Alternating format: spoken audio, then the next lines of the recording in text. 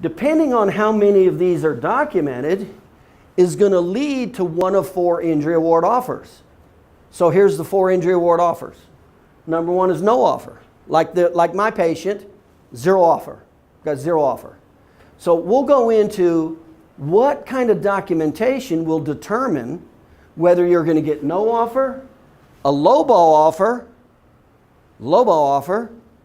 and that's the big problem. There's too many attorneys accepting low ball offers. Not because the documentation doesn't exist. That's not why. And it's not, I found, now this is from experience, it's not from the attorney not being a good attorney. The number one reason I found that attorneys are forced to accept low ball offers is the doctor's bad documentation. That's the number one reason. They miss 5, 6, or 7 of these steps right here are missed, totally missed. Totally missed.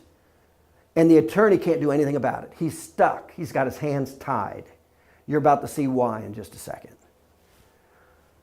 Now, the next category is called the high ball offer. That's essentially when you get, essentially what you should get and even more for that injury award. Now, the first 3 categories are under Colossus. Colossus is just injury award software that's used by the vast majority of the insurance companies. They use it because it saved them, millions and millions of dollars. And it helps them cut their bill. That's okay. So the first 3 categories here, no offer, low ball offer, high ball offer, fall under the category of Colossus. Well, Colossus is just based on averages. So they take an average case and they just plug it in and give averages. It's not designed to give a policy limit award.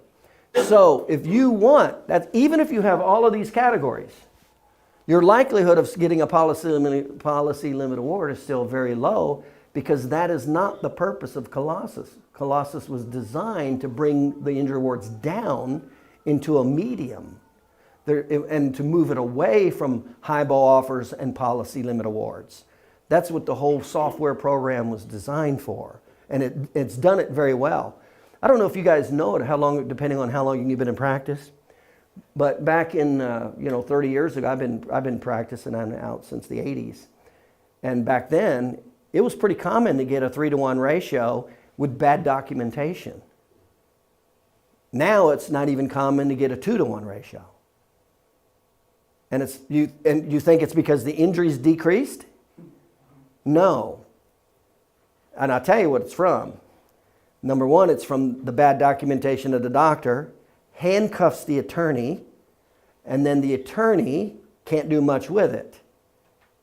But I'll tell you the other problem is the attorney, when he gets X amount of information, he caves. I can't tell you how many attorneys cave. In other words, they get everything they need. But instead of going after the policy limit award like my client did, they cave. And I found most of the time they cave because they don't know that they have a very good case. To be honest with you, I'm just telling you from a general experience. That's what I found.